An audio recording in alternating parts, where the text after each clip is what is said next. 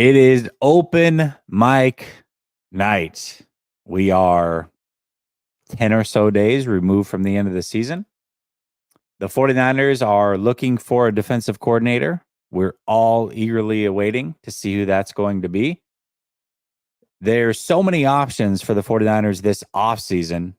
We can talk about that, what you think they should do. What should they do with BA? Who should the defensive coordinator be? And any other topic that you want to talk about. Link is pinned to the top of the chat. That's how you call in. You'll be given 5 minutes to get off your takes. And we're going to start this thing right after the intro.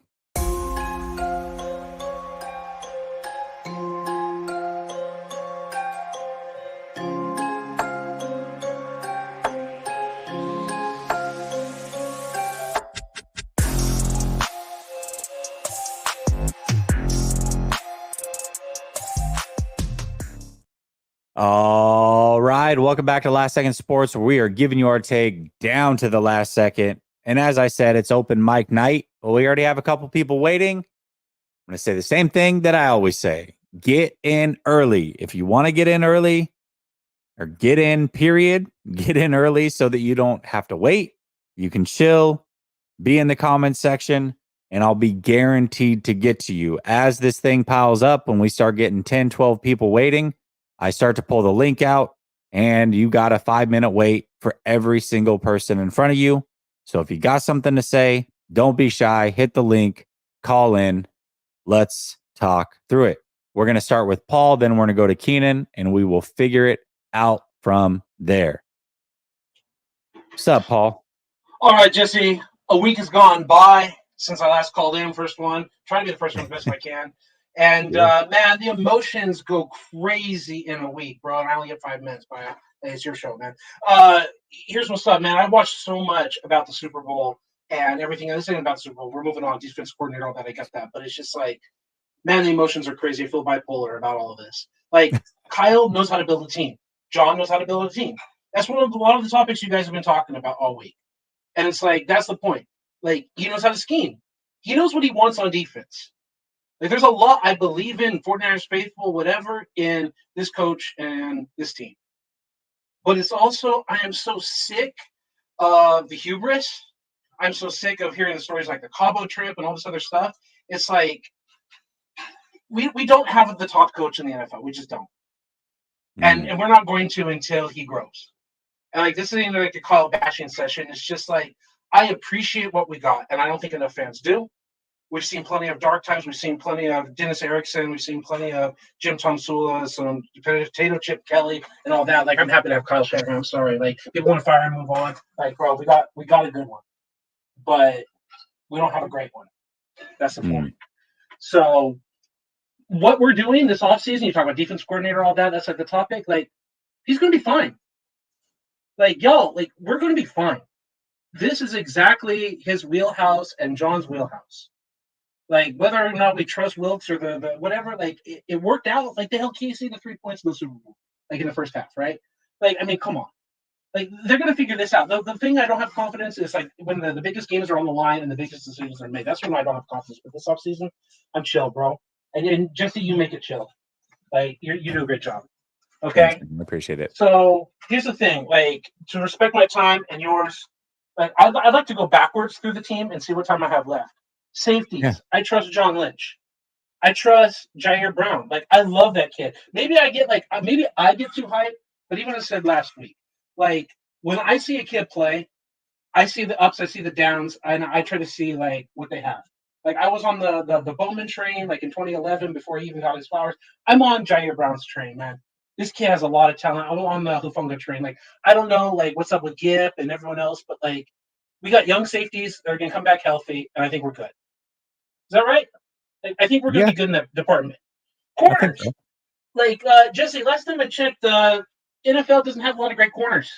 Okay? Maybe I'm just an old man, almost 40 myself, just a little younger than you, but maybe I'm an old man. Maybe I'm just, like, pining for the old days when we had the Deion Sanders and the, Ty Laws and the Champ Baileys and all that. Like, maybe I'm just an old man that doesn't give the young guns credit, but I just don't see top corner play. And that's not to disrespect Kansas City's corners. They were great. But like, I Mm. don't see the Darrell Revises and all that. Like, I see Jalen Ramsey talking ish to like an official and like in a mic up or whatever, saying he's the best corner in the league. I'm like, if you are, it's just how bad the league is, bro. Like, I just don't see top corners. So I'm happy with Ward. And Lenore is a dog, yo.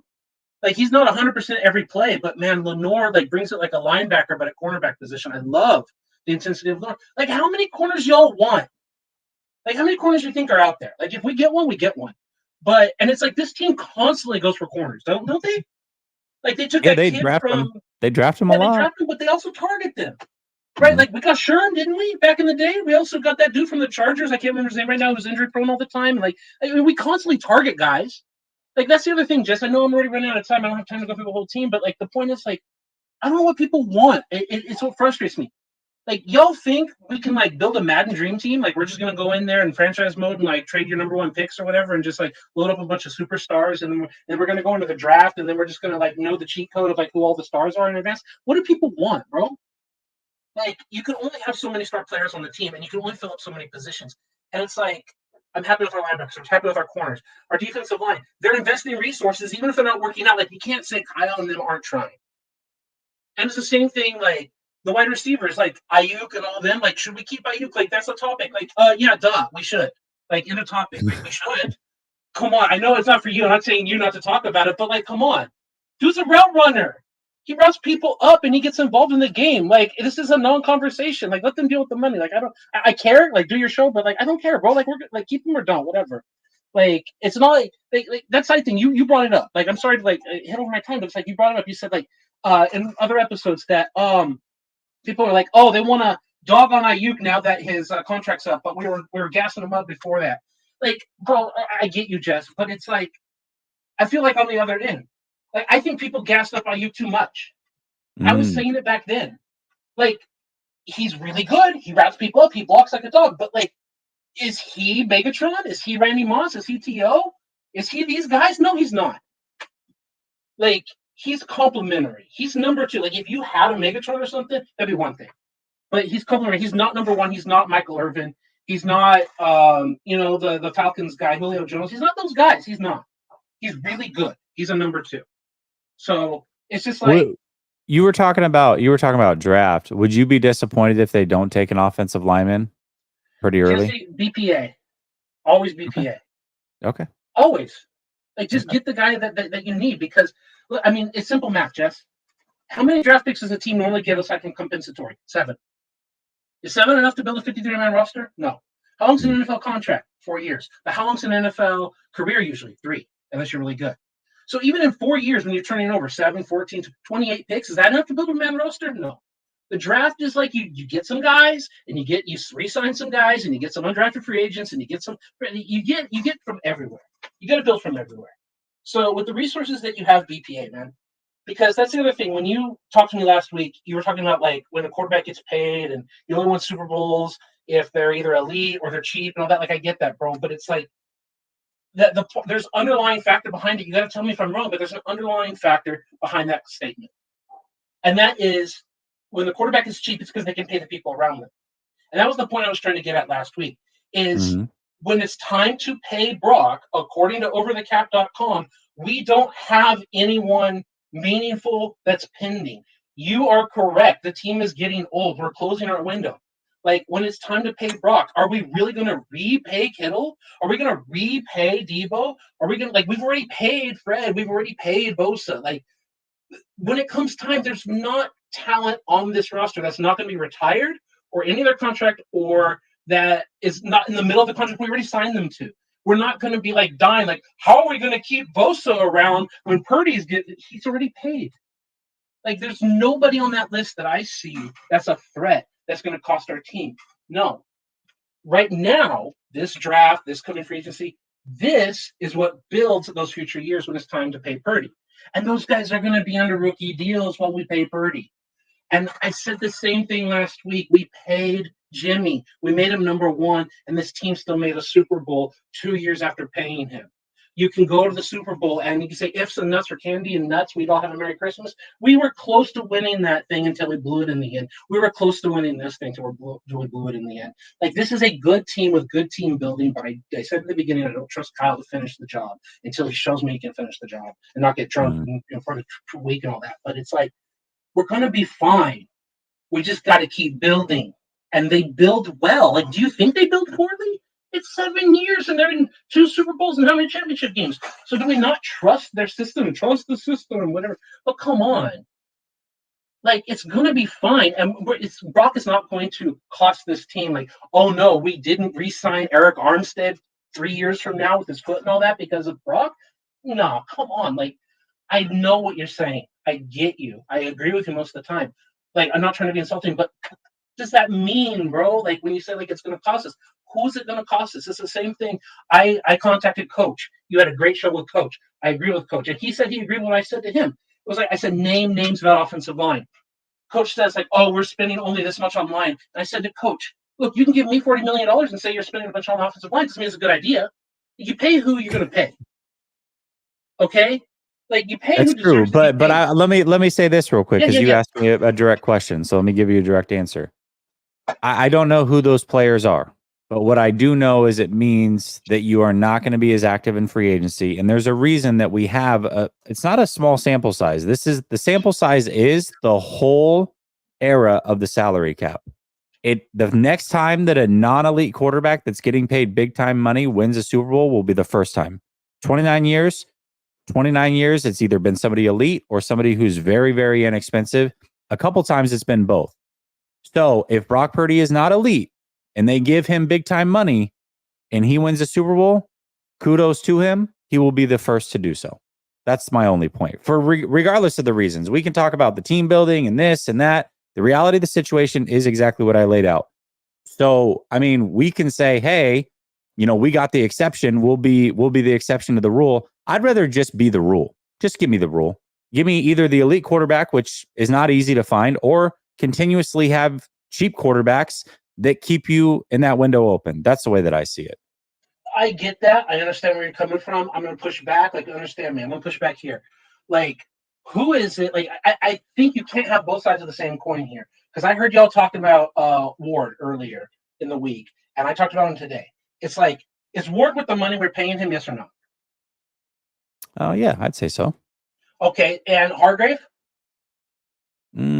I don't know about Hargrave. Yeah, so like, are there any other like big time free agents that we picked up that were like big money, big time free agents? Because you can say, oh, this guy was a free agent and he helped us out. But there are other 2 guys that I'm missing. Those are the two big payments that I know of since we lost to Kansas City the first time, right?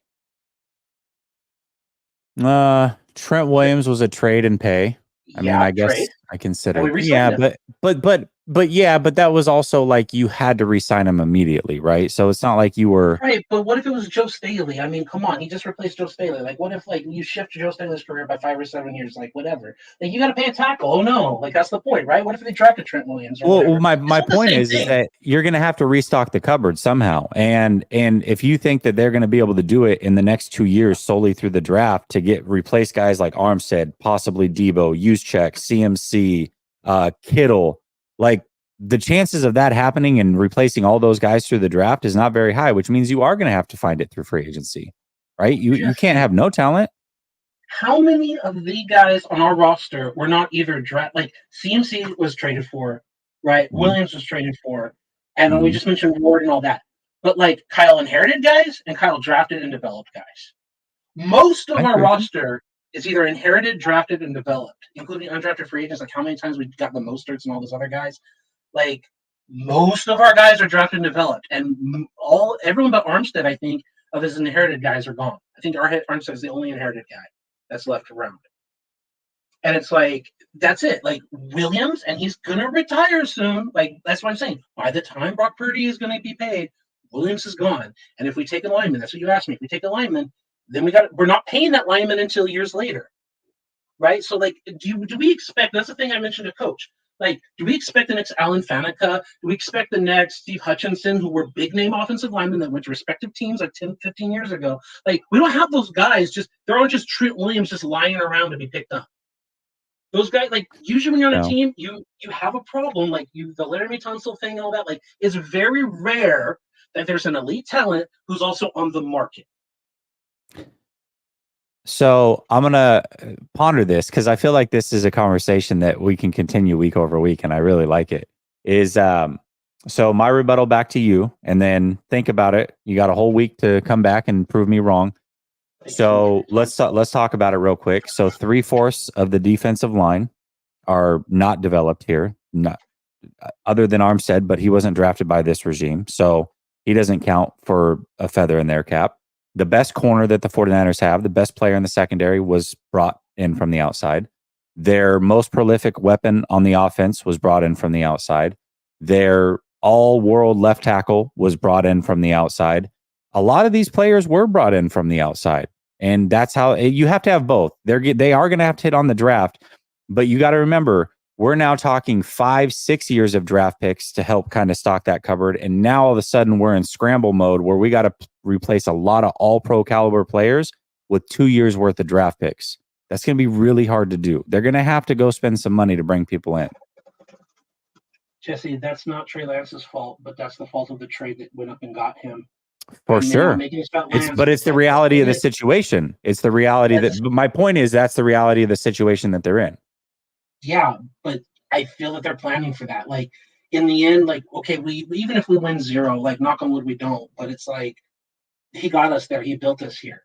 Like his daddy was still successful. It's not about his daddy, but his daddy was successful building constantly a competitor in Denver. Lots of championship games, divisional round games, like a team. Even like shortly before he was fired, he was like, what, had 1, maybe 2 bad years before he was fired. He was still like after post Elway, he rebuilt that team. Like, and knows how to do stuff. Like they know how to build competitive rosters. And I feel that when the cycle comes around, we're gonna be fine. And I sadly to say I don't have a time machine, Jesse, but I'm willing to bet that in 3, 4, 5 years' time, and you're still making the show, and I'm still calling in, you're gonna be like, you know what? You were right. And I'm gonna have my little piece of cake because I think it's gonna be fine. But in order for me to say that, the question is not competitive. The question is, if you pay Brock and he's not elite, can you win a Super Bowl? And if it happens, it'll be the first time that a non-elite quarterback who is paid has won the Super Bowl. That's the whole premise of the argument. It's not that they can't be good or they won't be competitive. There's been a lot of quarterbacks that aren't elite that get paid that are competitive. Dallas is competitive. We were competitive with Jimmy, right? The Detroit Lions are competitive. Competitive is not the answer. Winning a Super Bowl is the answer. And that's why I think that's why this loss was so devastating, because to me, I feel like the window did kind of close a little bit over this past year. But anyways, I got people waiting. For your time. We'll talk. So I took up like way too much time. You're good. You're good, man. I appreciate it. You're I'll awesome. be back in a week, man. You're awesome. All right. Thank you, man. Later. So it's hard, man. I like to hold people to 5 minutes, but sometimes the conversation's so good and there really wasn't a lot of people waiting until now. So now we can get back to it. Keenan has been in the chat. And he's also who is next up. Brother Bob says, Nails, where do you swoop up that hat? I need a Cali one. I'll send you the link. And then he says, ponder and rebuttal, sounding smart. You're the lawyer. Trey Lance and that 3 firsts and 1/3 that we swapped for a 4th. Yeah, that hurt, regardless of whose fault it is or whatever. We're in the situation and it's going to be tough to get out of it. So, all right, we're going to go to, a couple people dropped out there. Keenan and then Eric. Thank you for being patient, Keenan. I appreciate you. Hey, no problem. Patience is key. It is. That was a good conversation though, so I didn't mind waiting. Well, thank you. I appreciate it. How you doing, man? Of course. I'm doing good, man. First time getting a call in. I told you I'd be here. You did. You definitely did. Here you are. So let's start it off. I think we need to get Big Dom over here. I know we need a linebacker, so let's get him. Let's get him, man. How bizarre is anybody who has not seen that story? How bizarre is that thing, by the way, that Sirianni was held accountable and in check by Big Dom and not having him on the sideline that is weird, man. That's a weird story. Yeah. Wild stuff going on over there in Philadelphia with the Eagles, man. We're going to let them do what they got to do. Stay down there, and we're going to rise to the top. Yeah, yeah. Let them stay there for sure. Yeah, I mean, really, my biggest topic really is just like what do these Niners need to do to put themselves in the best position next year? I mean, Mm. it is looking pretty rough as far as where we're standing, and we got a little bit of drama behind the scenes going on. Really, it's like we gotta protect Brock. That O line did not do what we needed to this year, and whether that's on the offensive line or the protection scheme, you know, that's really up for debate. I think that's something that Kyle's really got to figure out. Like, you're getting too damn cute. You just got to line it up sometimes and just smack them in the mouth. Well, I think the point is, Keenan, is, we can argue whether it was the players not being good enough or the protection scheme, but ultimately both decisions fall on Kyle, right? Like, Yep. he's the reason those offensive linemen are there. And it's not like they had injuries and we're playing backups. And it's like, oh, what are you going to do? You don't have 7 good offensive linemen. No, these were the guys that you started and chose to start at the beginning of the year. And so if they're not good, that falls on you. And if the protection schemes weren't good, that also then falls on you. Exactly. And I don't know. I mean, O line is needed. They definitely could use somebody. But I mean, I like you and Ryan were talking earlier this week. It's like, man, I really don't know if I could see an O line actually happening. Like, we probably could roll in with those guys, and the only way I'm willing to roll with those guys is, man, these protection schemes gotta get us changed. Yeah, That's the only absolutely. way. Absolutely. Yeah, they can't, man. Ryan's a little more pessimistic about it than I am. I think that there's a high likelihood that they go lineman with that They first pick. I better. really hope they do. Yeah. They better, or I'm signing Big Dom's contract for him, man. Yeah, dude. Maybe he can play offensive line, right? Right? Get him somewhere, man. He seems to be the big show, so we'll take him where he gets him. That's funny. That's funny. And I stood by Buyuk since he's been here. That's someone I don't know, you really cannot walk on him. I mean, I'm not gonna go too long on him. We already know what he does. He's too much of an asset, and really, I mean, other than Juwan Jennings, like, none of the other receivers we have really proven anything to stay on the field. Yeah, that's the hard part, right? They really have tried to get some wide receivers, but the wide receivers just haven't panned out. And that's made things really hard. I'm not completely out. I'm probably out on Gray. I mean, that guy can't stay healthy. Yeah, it's tough, man. It's really tough. Drafting wide receivers late is tough to hit on it, and they definitely are going to be scrambling a little bit if they get rid of Ayuk, especially. They will be.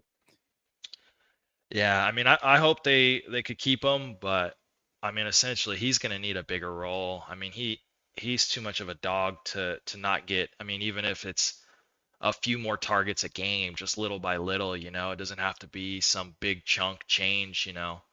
But I would like to see them incorporate him a little bit more. I mean, even on the last play of the 3rd and 4 on the goal line, he dropped his man on the turf. Yeah, yeah. I mean, the thing about signing Debo, and in hindsight, it seems like, okay, maybe it wasn't the best decision.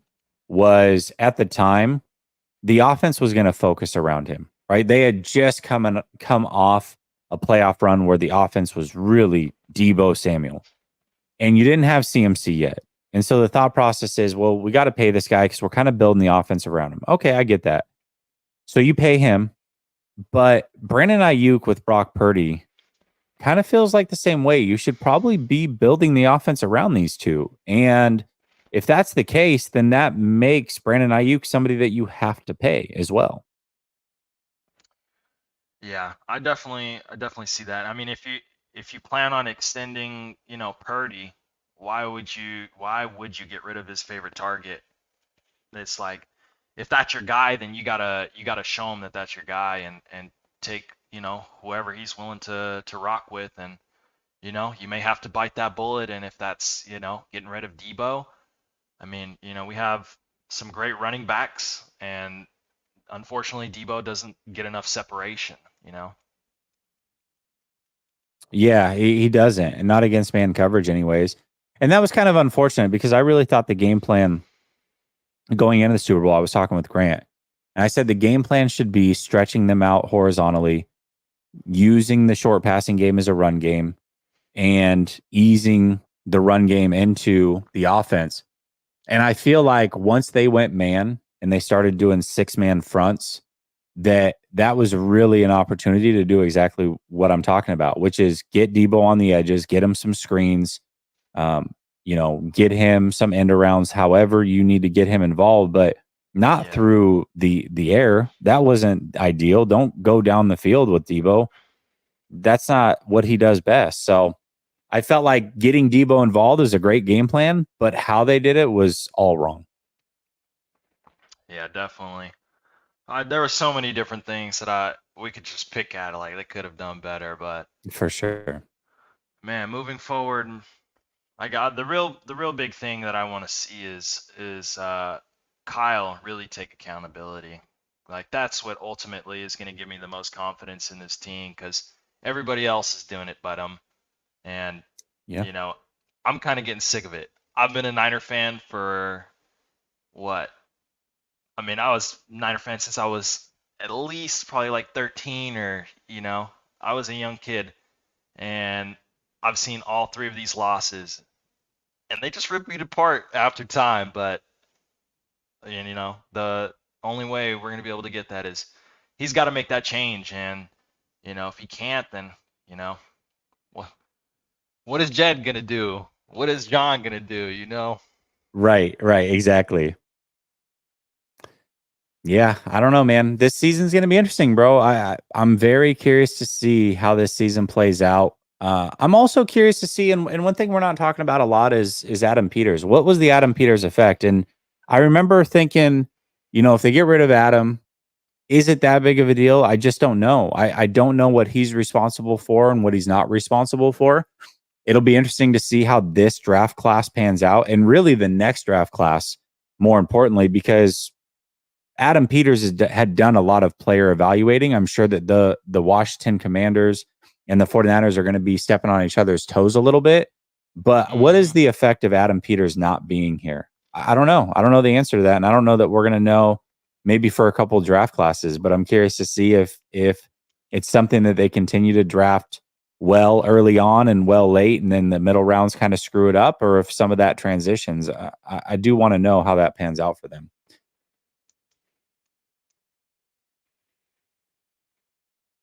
You there? I'm not gonna lie to you. I don't know if it's my internet taking a dump. Yeah, my internet just took a dump on me. So, Oh, okay, okay. It am could have I? been You still able mine. to hear I don't me? know.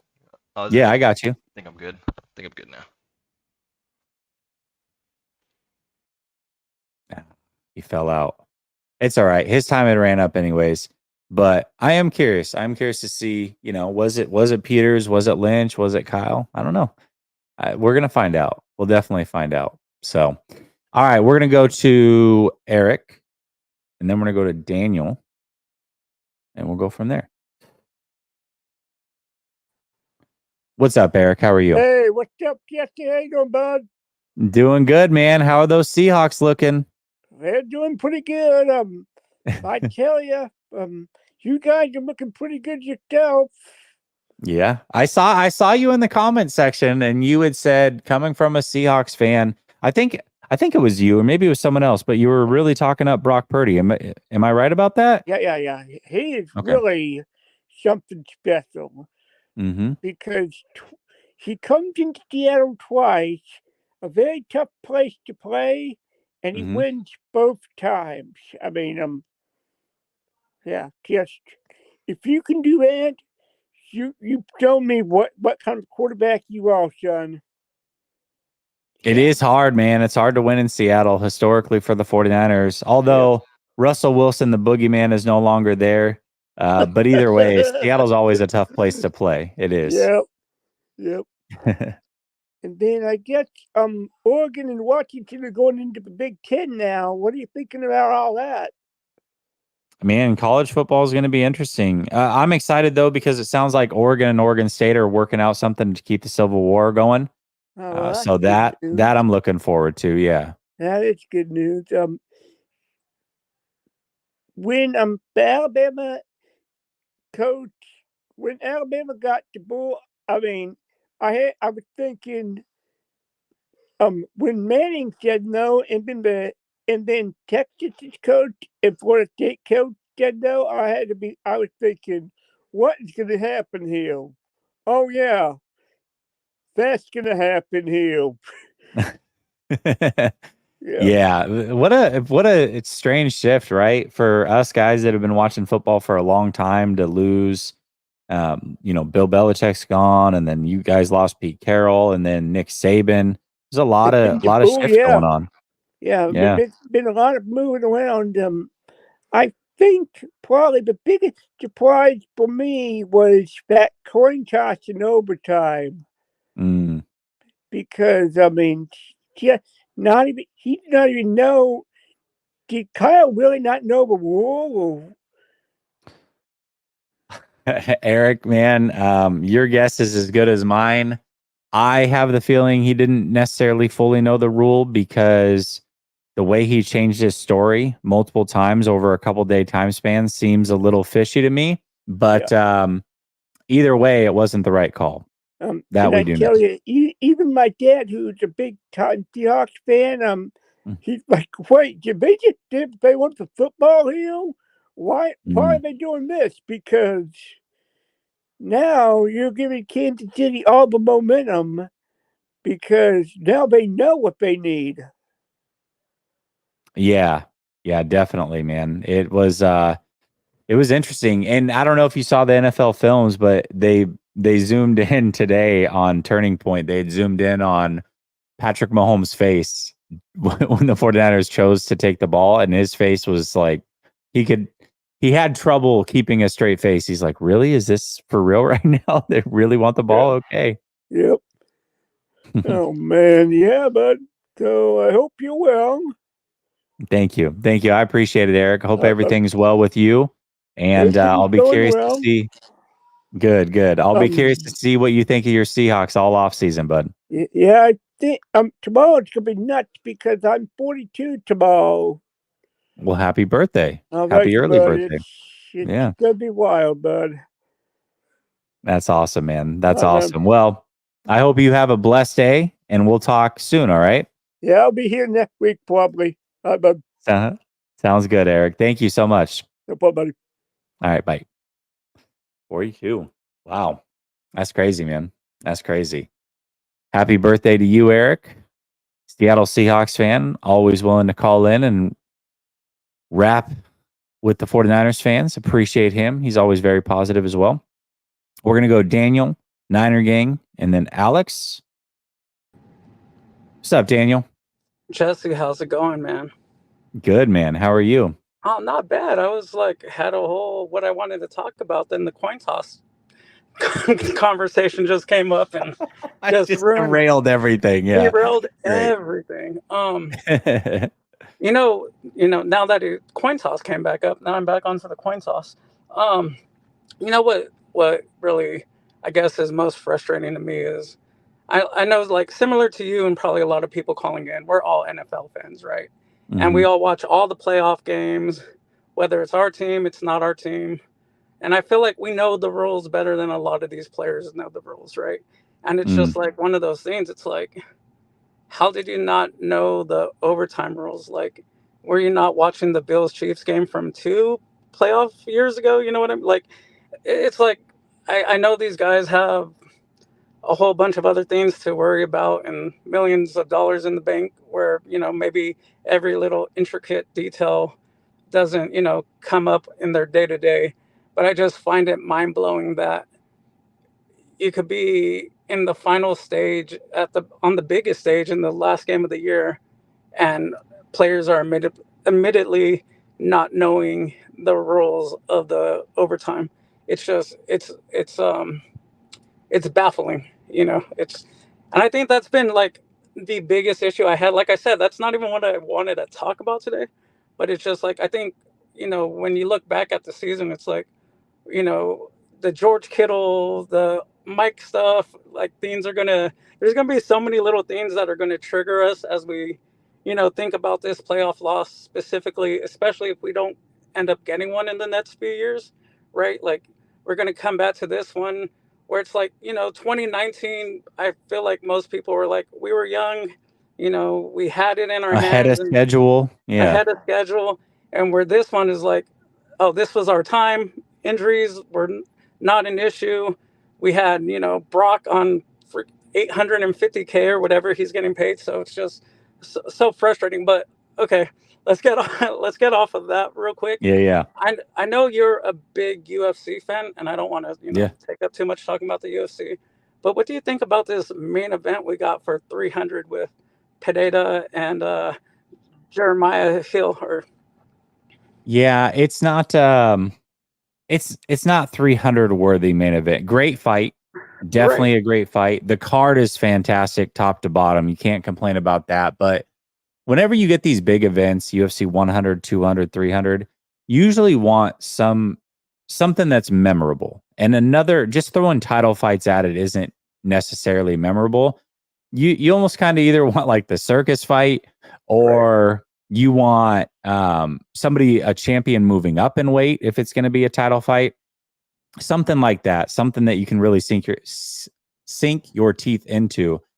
This is not it. It's a little bit disappointing. I think everybody's disappointed. It's hard when you do as many events as the UFC does now. It's really hard to keep people healthy and put these fights together. I understand it. The card is going to be fantastic. It's a little bit disappointing that that's the main event.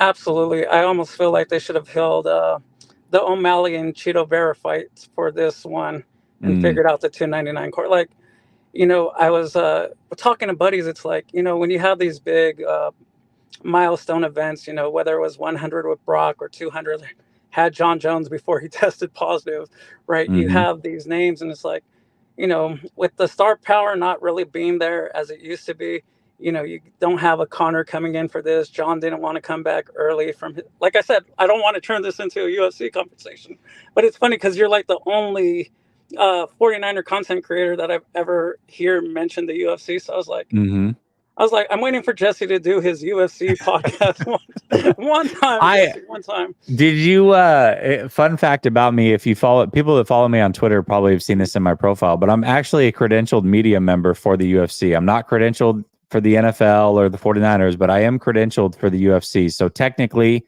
if I wanted to, I could travel around and probably start a whole channel on that. And I love the UFC. I love MMA, period. It's definitely probably my number 2 sport. But you know what's football is my first love. I'm also credentialed UFC. Are you really? That's I awesome. am. Yeah, that's awesome, man. Did the Ronda Rousey's first fight in the UFC when they brought her over from Strikeforce against Liz Carmouche. Was there for that one.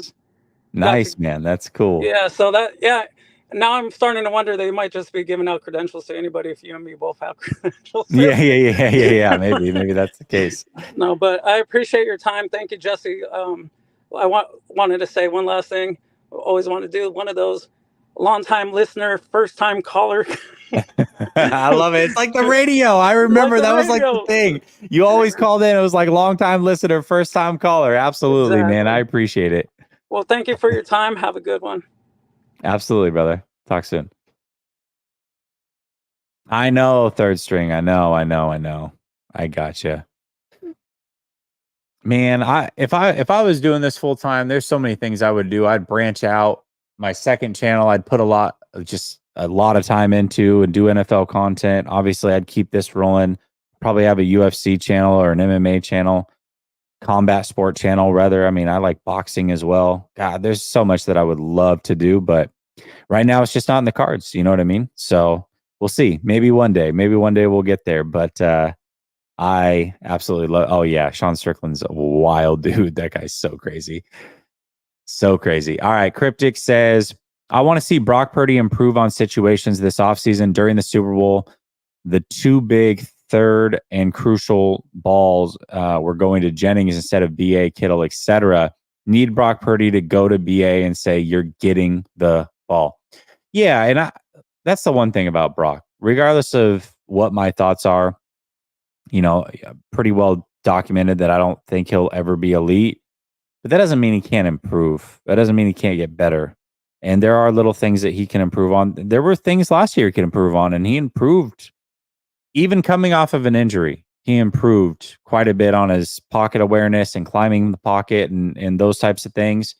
So there are things he can improve on, and I think he will improve on those things. Just little minute things, little things that he can improve on. And I think that he can be better because of it. And that definitely is one of them. The chemistry, being comfortable, overriding Kyle, maybe if you need to, whatever. Brother Bob says, let me get Kyle Levy in the UFC ring, please. Right. I'm sure you would love that. All right, we're going to go to Niner Gang, Alex, JR, and then Monsa. What's up, Niner Gang? How you doing, man? Jess, how we doing today, bud? Doing well, man. Doing very well. Oh, I'm just sitting here just trying to figure out how we're going to be better next year. I mean, on paper, I think they will be better. I think that you're going to keep this main core together for the most part. I think that you're going to improve your offensive line. I think they can sign a free agent. So I think on paper they can be better. I don't know if they can be better overall, though. On paper doesn't necessarily win a Super Bowl. So I'm curious. Well, that means with you saying that means that you have a lot of faith in Kyle that he's going to make a lot of right decisions this offseason. I do. Listen, I'm just saying.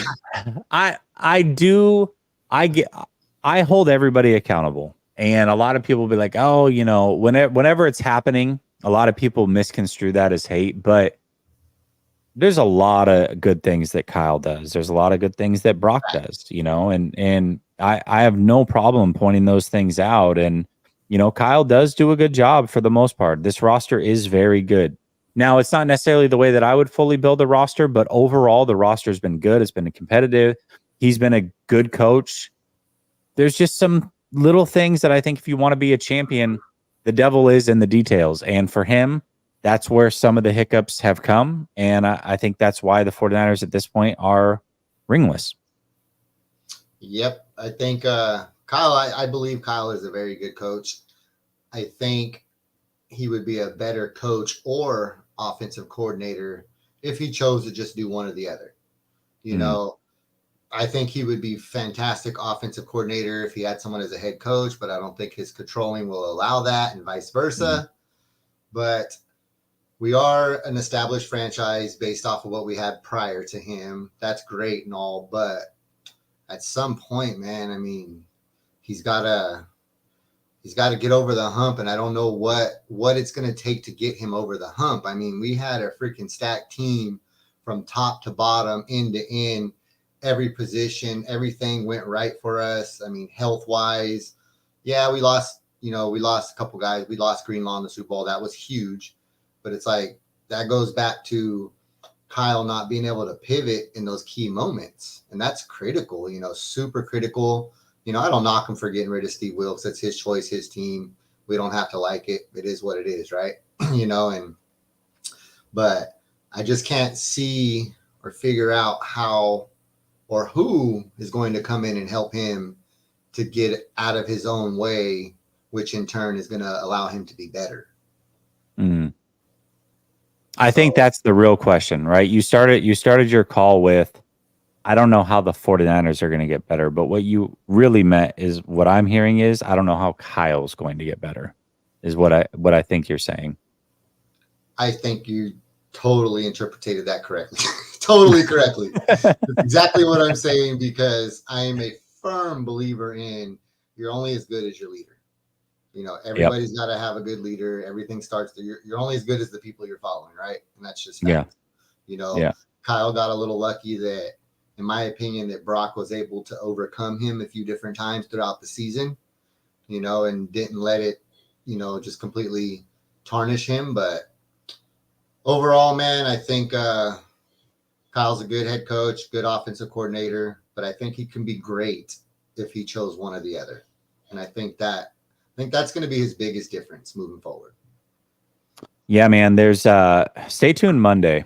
I think I'm curious to see how Monday's show is going to be received from Coach and I.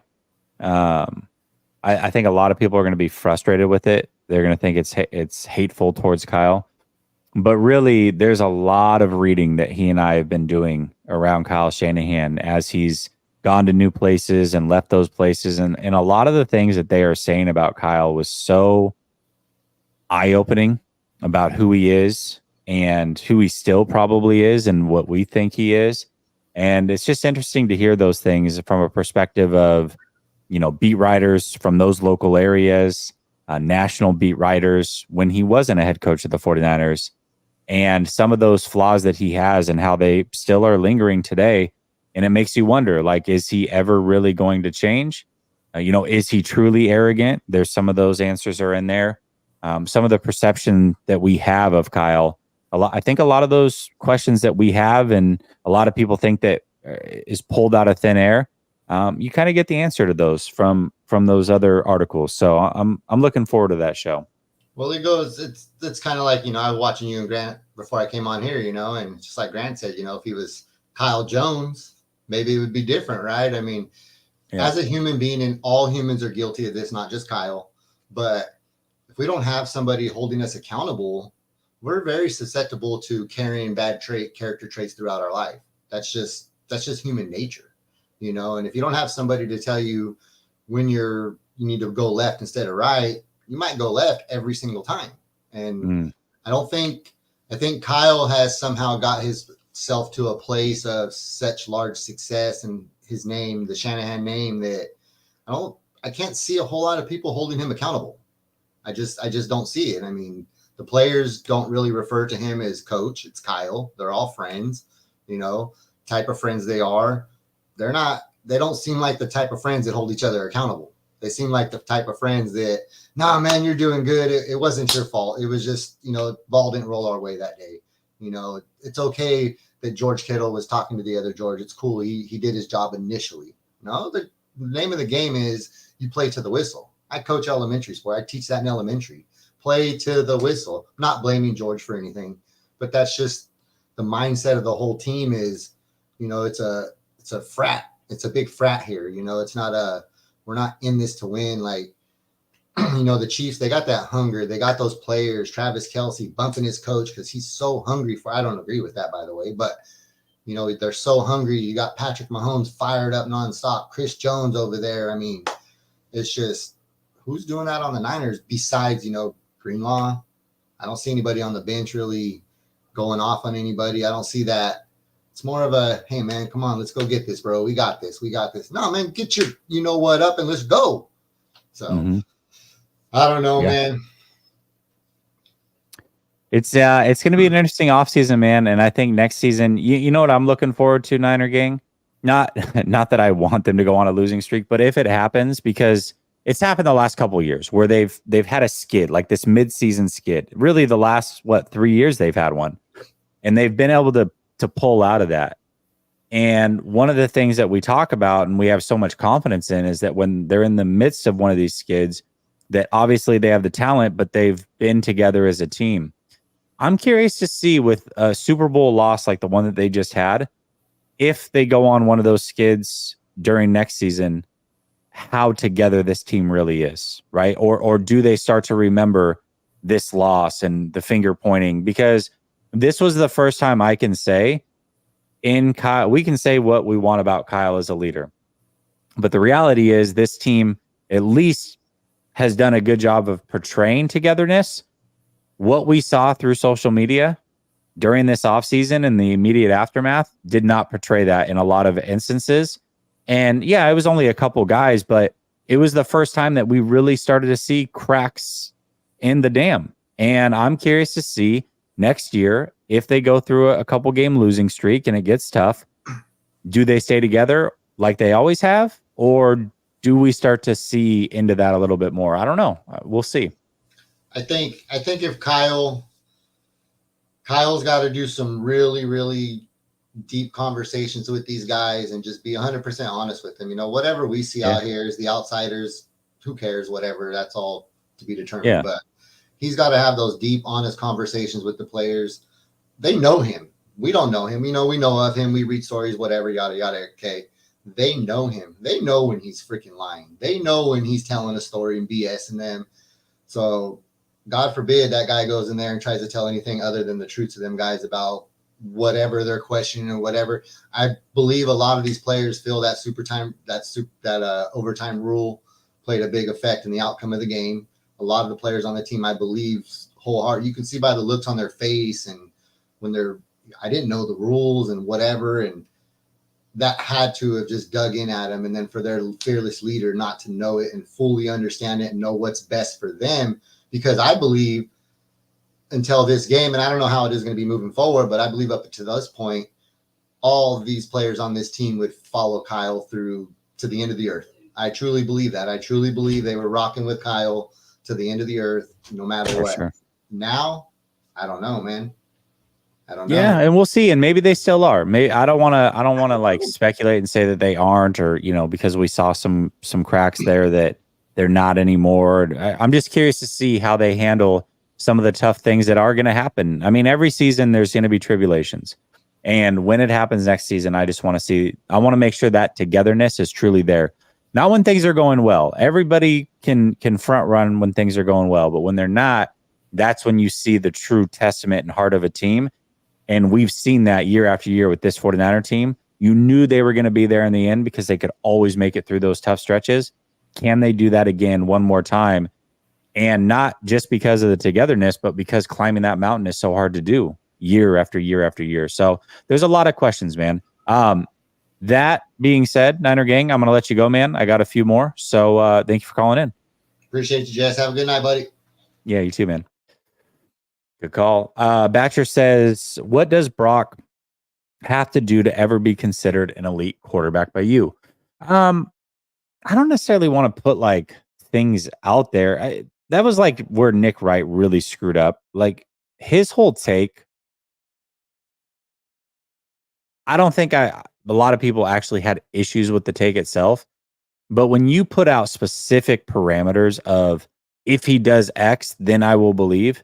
Well, dude, when he did X, you walked back everything you said. Like you just crushed your own argument. For me, when you know, you know. It's as simple as when you watch the game, you just know this player's elite. What I'm watching is different. This player is different. I'm watching somebody special. I'm watching somebody elite. I'm watching somebody that is not like everybody else in the league. And so I think some of those things naturally will happen when the talent gets stripped away and the games are on his shoulders. You'll see some of that show through. I think that elite traits are always a great thing. Physical traits are the easiest to see, but his anticipation is elite. If he starts to use mobility more, then he can get closer to that. And his accuracy, if he can get elite accuracy, a lot of people confuse accuracy with completion percentage. Brock Purdy has a very high completion percentage. I wouldn't say he's one of the most accurate quarterbacks in the NFL. CJ Stroud, by contrast, who does not have near the completion percentage as Brock, if you just watch those two side by side, CJ Stroud has elite accuracy. We're talking about Hall of Fame caliber accuracy. He had it in college when players were running wide open. His ball placement was so fantastic. And he has it in the NFL. It's translated very well. Jimmy Garoppolo had very good completion percentages. Not a very accurate quarterback. So Brock is more accurate, I believe, but he doesn't have elite accuracy. And completion percentage is not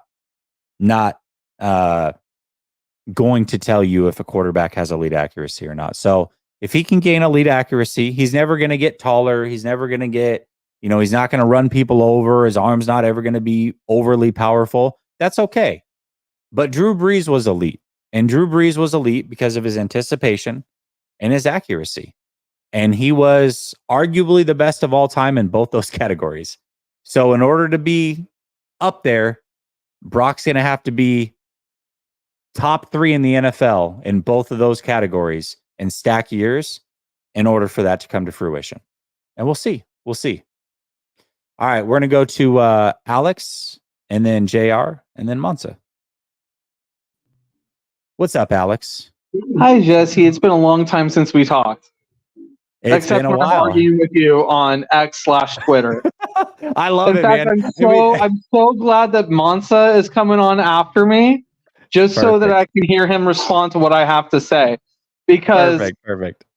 everything you just said, I am. So, the definitions of elite, they must be pointless, because right now at his stage in his career, Brock Purdy in year 2 has more playoff wins and Super Bowl appearances than Josh Allen, Lamar Jackson, Patrick Mahomes did at this stage in his career. He has more touchdowns, less interceptions at this stage in his career in the playoffs than he did with Josh Allen and Lamar Jackson too. So on top of that too, if you're talking about, I mean, what exactly are we talking about holding Kyle Shanahan accountable for? Are we talking about holding him accountable for having the best offense in the last 25 years that rivals the greatest show on turf? Are we going to hold him accountable for drafting a quarterback that is number one to 5 in literally every single quarterback metric on paper? Are we going to hold him accountable for having the first ever team with 4 1,000-yard from scrimmage players that never happened before in NFL history? On top of that, too, if you're going to talk about whether or not Brock Purdy is elite, let me break down a few of Brock Purdy's accomplishments for this season. He after coming off of his UCL injury, blowing up his arm, he came back immediately. Led the league in YPA, completion percentage, completion percentage on passes over 15 yards, adjusted off schedule passes. On top of that too, I mean, when you have nothing but Hall of Fame quarterbacks saying this guy has it, this guy has the same traits that I had, that was Drew Brees. You just brought up Drew Brees. And Drew Brees is the one that said right before the Super Bowl that Brock Purdy had the exact same traits that made him great. He broke Steve Young's completion percentage for a single game in a season. He is the only quarterback not named Aaron Rodgers and Tom Brady to have at least 3 games in a season with a passer rating of 140 or higher and 3 TD passes. He was the first ever quarterback. Can I ask you a question? I will. Yes, I just want to get this on the record because I'm so confused. I believe that there's. I like this. What makes up a passer rating? If I were to spit out some stats to you, could you tell me what that passer rating is? No, I'm not. I don't track that. Okay. But the fact that other quarterbacks are lauded for this achievement in a completely different way than what Brock Purdy is given credit for shows that there seems to be some kind of inherent bias against the kid because of his draft position because he beat out Trey Lance in camp.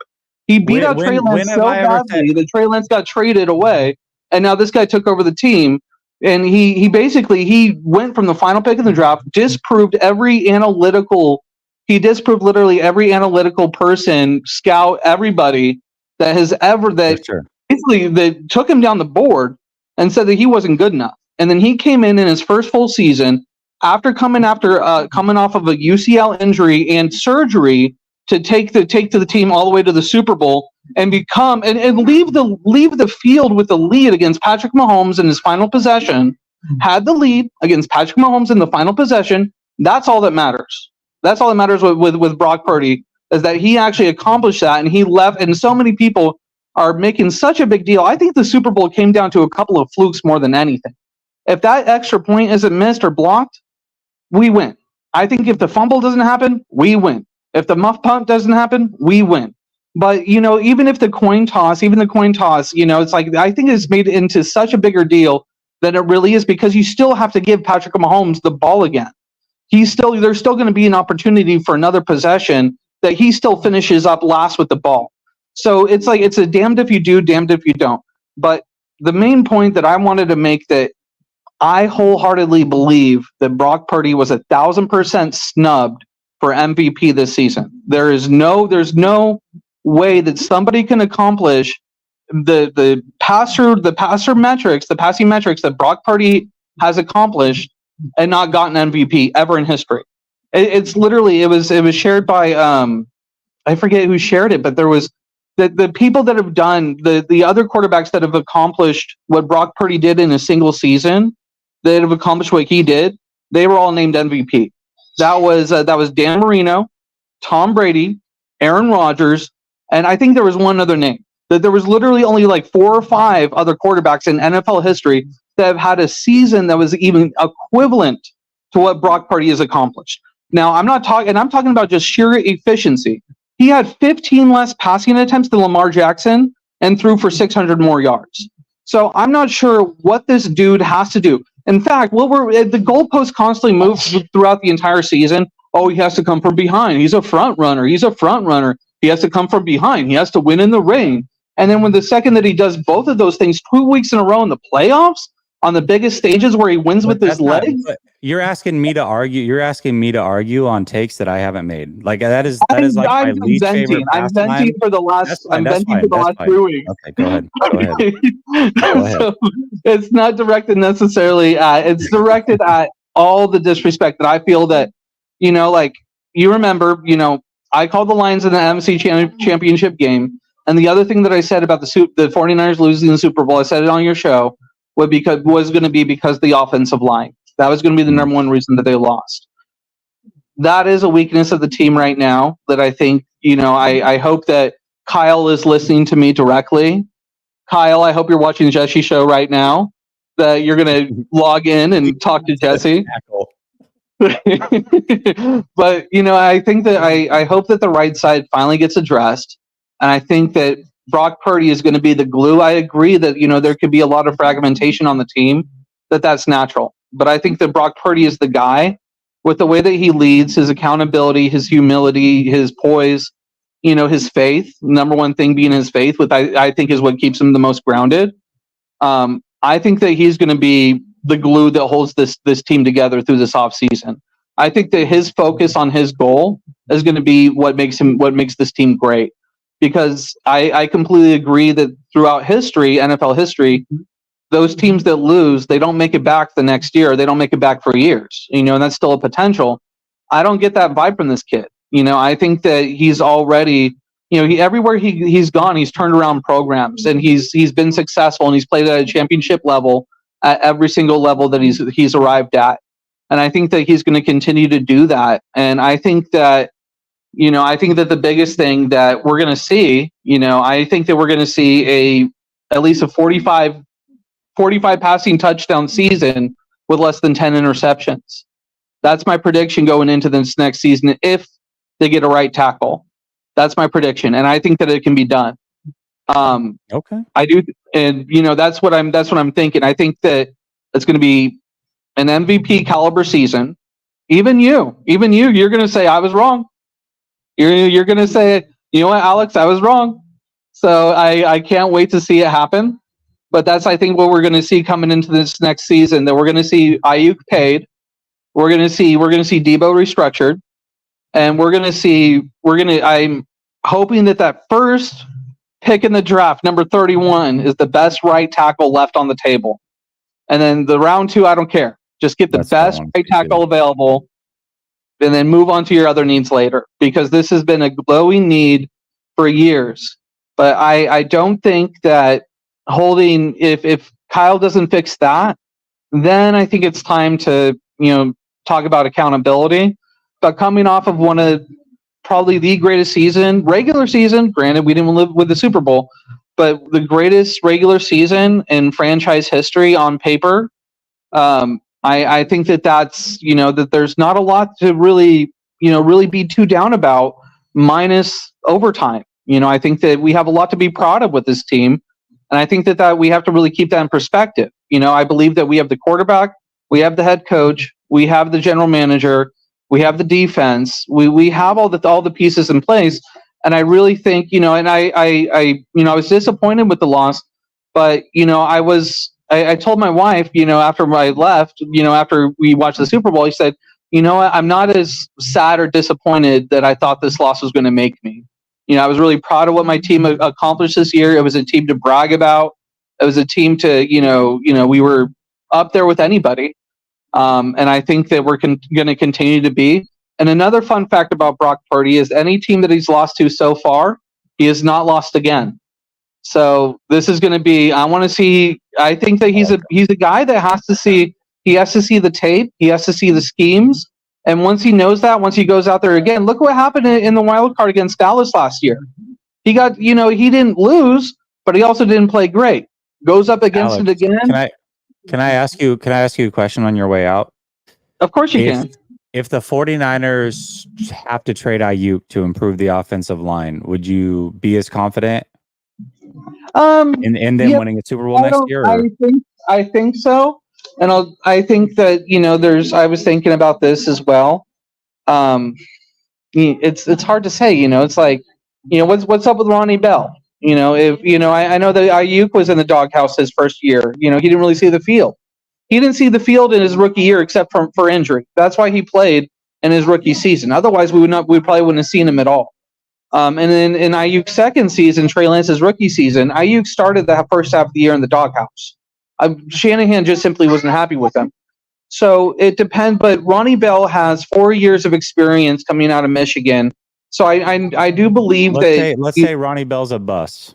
Well, just for S's and G's, Ronnie Bell's a bust. But you got to get rid of Ayuk to bring in an improved right side. Are you still confident this team wins the Super Bowl next year without Ayuk? I am, because we have the quarterback. I believe that we have the quarterback that has all the traits that make up greatness. Especially when you mention somebody like Drew Brees saying what he said pre-Super Bowl about Brock, that he sees the same traits in leadership, accuracy, poise, all that good stuff that we saw in him. I will say that I hope that, one of the things that I hope and I believe that we will see, if Kyle builds the right side of the line, I think that we're going to see Brock play more free with his legs, because he's going to have more time to make those reads and to find those gaps and to really take off.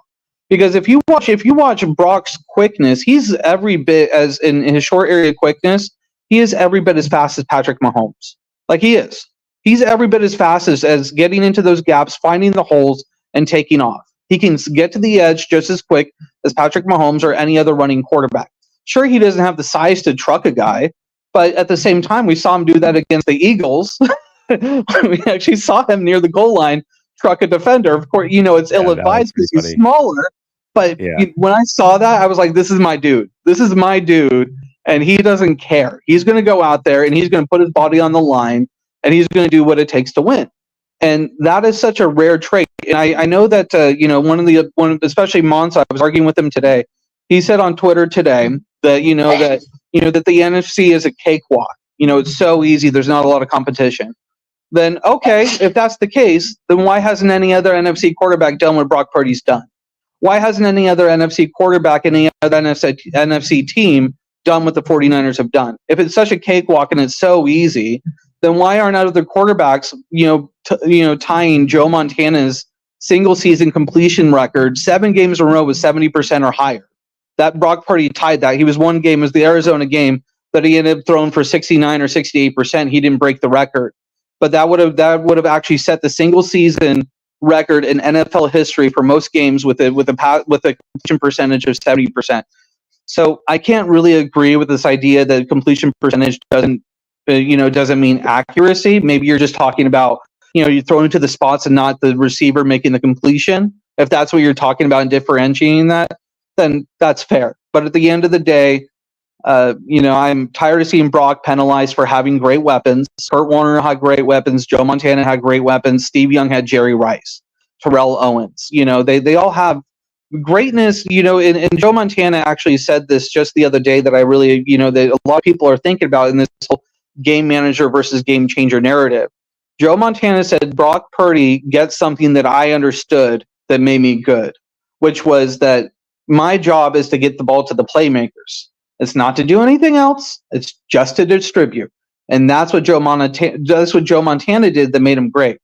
So before anybody else starts saying like, oh, Lamar Jackson or Josh Allen or whoever else is better, well, if you sit here and you tell me that Lamar Jackson doesn't have the same weapons as Brock Purdy, well, you know what? Doesn't an elite quarterback elevate the team around him and make the weapons better? I'm sorry, but that's just that's what the rule is, right? In the same way that Josh Allen, Would you- what? His You don't turnovers.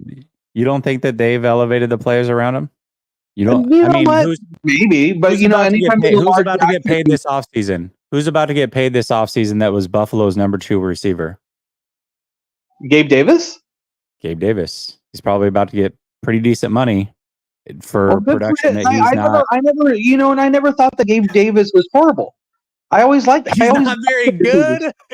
He's not very. He's number But 3. I'm saying is I'm talking about what other people have said. Oh, Brock Purdy has all these great weapons. All these other quarterbacks are doing more with less.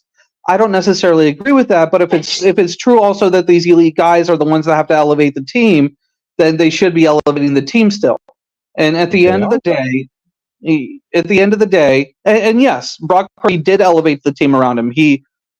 George Kittle has had the best year since 2019, right?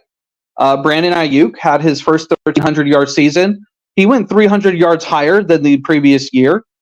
He was 26th in the receptions, yet he was 6th in yards.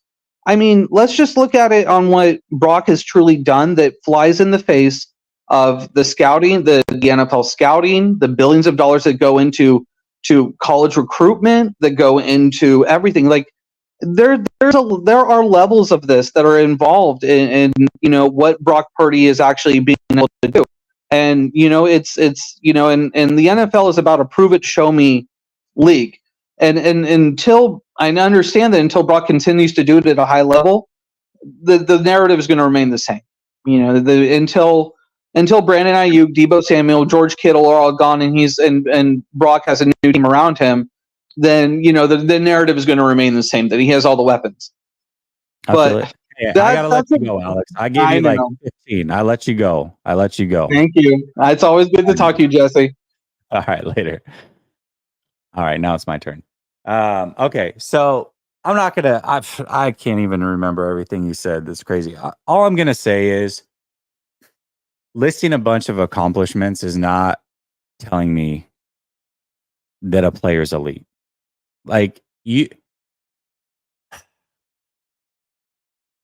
a player's elite, you'll know he's elite.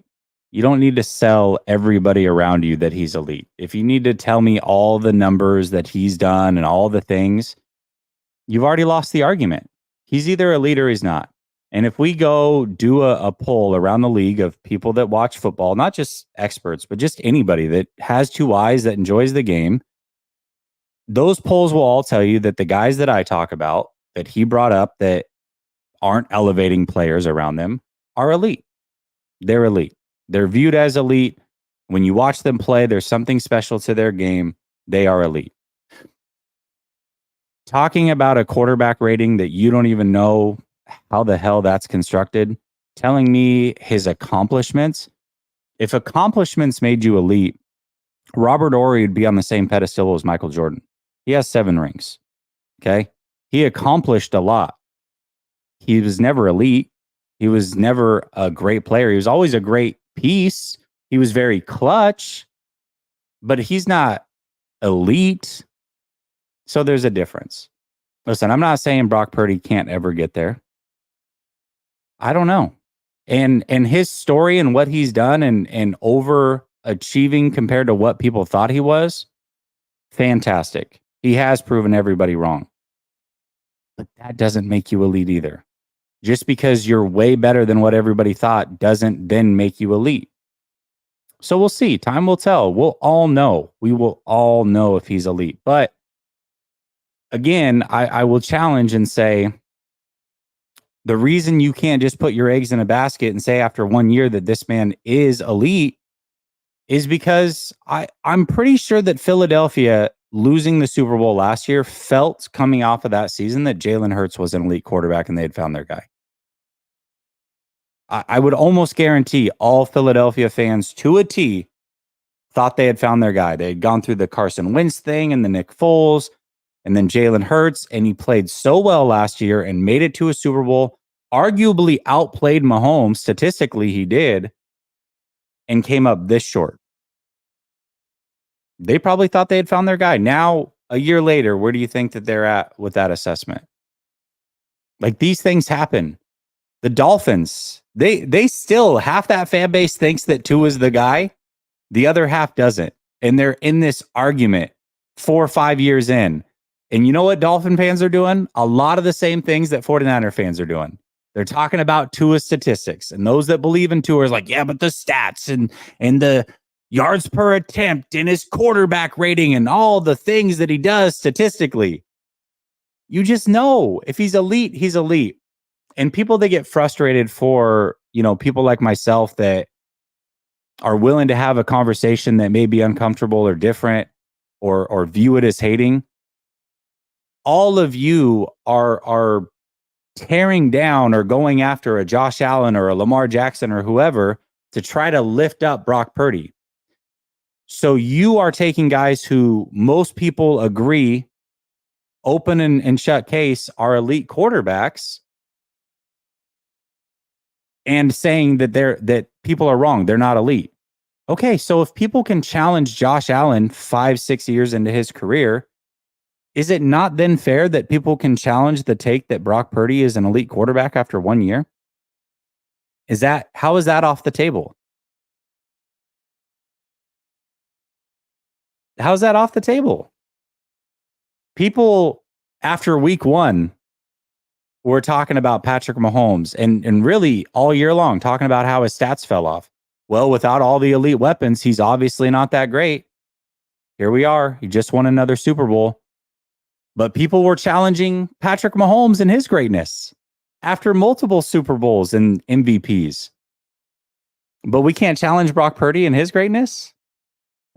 Okay, I guess. The rules are the rules. I'll follow the rules. I've got... Actually, hold on. Before I get to either Junior or JR and then Monza, let me read through these. Tinker says, I'm getting out of here. Appreciate you, Tinker. Brother Bob says, never happier to see an AD during this. I don't even know. Smack Jones says, damn, all the stats. If the front office is not careful, we will be like them mid-2000s Chargers 05 to 08 or them 14 to 18 Saints, best rosters, no rings, ugly. That's the other thing. Statistically, Drew Brees, I think, clears a lot of quarterbacks. He probably clears Ben Roethlisberger. Give me Ben Roethlisberger. Brother Bob says, Brock is so elite. Why does he need to have a new right tackle? Official BNA Music says, so we listen to Breeze, but Cam's a hater. Nasty work. Listen, we're usually going to lift up quarterbacks, even if they weren't that great NFL players. Drew Brees was, by the way, but there are a lot of quarterbacks who are not great in the NFL that we love their opinion because it confirms what we think. And there are quarterbacks who have been very good that don't confirm our thinking, and we don't want to validate them. Brother Bob says, Jesse, here's $2. Need another ad during the BP Fest. All right.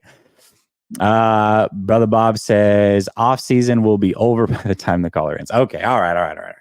Listen, we're going to go to, and I appreciate the call, Alex. You and I have a lot of fun on Twitter. I really do appreciate the support. I appreciate the call. Completely disagree with what you're saying, but that's the magic of sports. We can disagree. That's what makes this so fun. So, all right, we're going to go to either JR or Junior, and then we're going to go to Monza. What's up, JR or Junior? Well, that's JR. It's JR. Okay, all right, perfect. You're good. What's going on, man? How are you doing? I'm doing fantastic, man. How are you?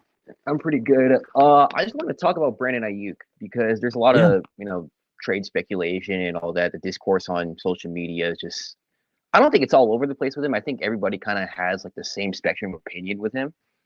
But so for me, I just wanted to know like where you're at with him because I think very highly of Brandon Ayuk, and so much to the point where it's like obviously he's my priority number one this offseason, but I definitely look at him as like one of the faces of the franchise as like the Niners usher in like the new era of Niners football like 2-3 years from now, because we all know the current core isn't going to stick around that long, right?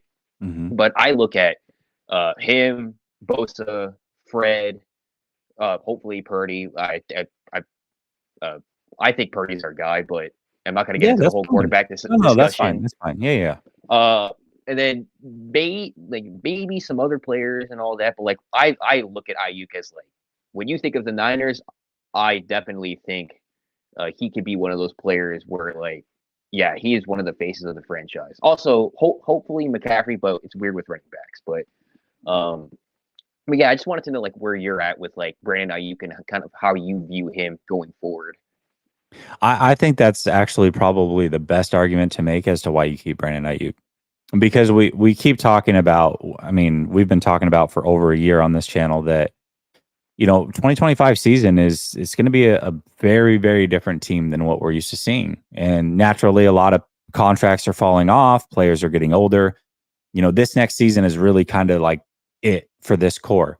But you do have a young core that is still very good and can continue to carry the torch, and you can build around them. And you talked about Bosa and you talked about Fred Warner.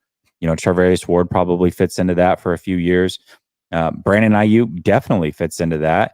And, maybe Purdy fits into that as well. And so if that is the case, then why are you getting rid of the guys that are the next generation essentially to carry this team if you believe that they can be those guys? And I think that is the best argument as to why you should keep Ayuk and pay Ayuk and figure it out and make it happen. Because if you want this team to remain competitive, he should be a big portion of that, leading this next group. So I love that take. Yeah, I mean, I really wanted to. I really hope he gets extended, because I really want to get his jersey, because every time it's for some reason the Niners always get rid of my favorite players. DeForest Buckner was my favorite player. Kendrick Bourne. I know he's not a star player, but Kendrick Bourne was like one of my favorite players, and they didn't trade him or anything. They just let him go. But yeah, this time of the year is actually like one of my favorite times, because I genuinely like listening to like the content creators and the whole. I just like team building. I love constructing a team going into next year. I love all the hypotheticals, even though 99% of the hypotheticals don't happen. I love thinking what could happen. I love going on, Madden, even though Madden isn't a real life. It's you can still build a team on there. So I definitely love the scouting, the draft coming up, free agency. I think there's so many paths that the Niners can take. I personally have like I'm going all in. Like I really don't care. I don't like this. I'm so attached to this core that like these guys deserve to get a ring, and I just want to be able to provide them the best opportunity for them to get it next year. And if it doesn't happen, well, you're just gonna have to deal with it. But right now, I'm going all in, restructuring the necessary contracts, gaining as much cap space as possible. Hopefully, you can get maybe a splash move. Maybe I don't know if I'm not an expert on the cap, but maybe a splash move this free agency. They can make a decent move. They really can. So yeah, absolutely. And it depends on what they want to do. Like they can move some contracts around. I'm not advocating for doing that on most of the guys, but if they take one and move it around, they can create some more cap space and be good there. So no, I mean they can make some moves. They're not up against it cap wise. That's why this whole we got to trade Brandon Ayuk because we can't afford him. Like I just don't think that's true necessarily. I don't think they're up against it like people think they are. Yeah, one last thing. I think this upcoming draft, before I go, you can go to the next caller. I think this upcoming draft is probably the most, and I don't know if it's like even a hot take either. It's probably the most important draft since the Trey Lance draft. Yeah. Because you have 11 picks. Obviously, like you just said that like we're not totally up against the cap, but it's gonna hit us at some point. So I do think it's important to be able to, stockpile some guys that could, you got to hit on some guys that are so they can be cost controlled, and that's basically how you can keep this team afloat. Kind of like I mean, I don't like this team. I hate this team, but like, it's kind of like what the Rams are doing right now. They found Puka Nakua in like whatever round they found him, and he's cost controlled. People think he's a star player already. I'm kind of hoping like that's what the Niners can do this upcoming draft. Not all 11 guys are going to hit, right? But I think if you come away with this in this draft with like one, maybe two guys that end up being Pro Bowlers, and we can say that they're Pro Bowlers like 3 or 4 years from now, like I think that's how you can keep this team afloat, and that's how you can be comfortable with letting guys go like a Kittle or a Debo, right? Like obviously you have your franchise guys like hopefully Purdy, Ayuk, Bosa, Fred Warner. Hopefully we can supplement those guys with other Pro Bowlers in this upcoming draft. I think this draft and next draft is going to be very critical in terms of keeping this team afloat for years to come. So absolutely. No, you're absolutely right. These two drafts are very crucial. This one in particular, because once Purdy's paid and Ayuk is paid, and we're going into 2 off seasons from now, that's when it's going to be crucial that those players are making contributions. And then you're right. I mean, you're going to have money to sign some free agents and supplement a little bit. So, the team can remain good. It's just going to be a different cast of characters, and they're going to have to hit on these drafts for sure. Absolutely. Yeah, for sure. All right, man. Well, thank you very much. I appreciate you letting me join the call. So, of course, man. Thank you so much. I appreciate you calling in. Man, you guys, it's so funny watching the chat and the difference of opinions. There's nothing that gets people going or fired up than a quarterback debate or quarterback conversation. That's what's fun. That's why, really, like at the root, this is kind of what got me to start the channel. And those of you that have been here since the beginning know that like we started it initially with 4 people. The root was debates just like this and top 5 lists and who are your, top 5 quarterbacks of all time, your top 5 receivers, your top 5 point guards. Like those questions are always so fun to me. And there's so many different ways that you can go with it. But that's what I love, man. I truly love to debate. And so that's why I kind of laughed when somebody said, Jesse's pressed when Alex was on. It's like, no, dude, you don't understand. This is what I live for. And when I'm on Twitter, a lot of times it's misconstrued as like, I'm very, I believe in my takes and I can be aggressive, right? But sometimes I think people take that out like as if I'm upset or I'm trying to be a jerk, and I'm not. Here, it's like you get to see the lightheartedness and you get to see the fun that I'm having. But I truly love to debate. I love that. And especially if you really believe in your opinion and I really believe in mine and they're differing, that's the best. That's when it's the best. So for me, that's awesome. For me, that's what I enjoy. So if anybody, it's funny because a lot of people think that, content creators, we always just agree. And that just happens naturally. We don't talk about these things. We don't plan these things. But if there's an opportunity for disagreement and I'm strong in my opinion, that's the best for me. That's what I welcome that. I look forward to that. So for me, if I had people on here that disagreed with me regularly on these call-ins, that's why I enjoy doing a call with Sunil. He always disagrees with me. That's fun to me. I love that. That's what it's about. So you guys keep it up in the chat. Keep challenging the takes. Just make sure you're not personal. I mean, it's sports, man. It's not that big of a deal. You're not related to Brock Purdy. You're not Brock Purdy's bigger brother or older brother. You're not his family. It's okay. Nobody's taking personal shots at Brock or being disrespectful by not believing he's elite. It's just an opinion. It's a sports opinion. So just make sure you guys keep it clean. But I'm all for the back and forth. All right, let's bring in Monsa. This will be fun. What's up, Monsa? What's happening, man? How you doing? I'm doing good, man. I'm doing good. You're my last caller, so you got some time. Go ahead. I can't believe I got name dropped on a call-in show. That's crazy off Twitter.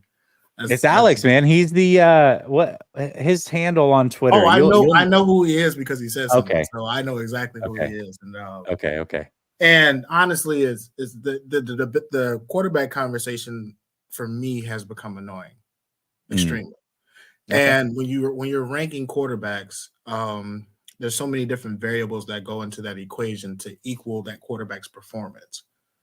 Not necessarily who that quarterback is, but how they perform. So I prefer not to get into it. But if you're going to sit here and say, well, look at how Purdy did against the Chiefs. He played better than Lamar. So he's right up there. Okay, fine. Well, Lamar kicked our ass and Mahomes didn't. So is Lamar better than Mahomes then by that logic? You know what I'm saying? So like it's just a conversation that I prefer not to have it because we didn't need Brock Purdy to be elite for us to win this Super Bowl. And you hear the conversation, oh well, he did enough to win. If he did enough to win, we would have a win. So clearly he didn't. So then, rewind that. There was another conversation I'm having on Twitter. I'm like, look, man, Brock was mid in the playoffs.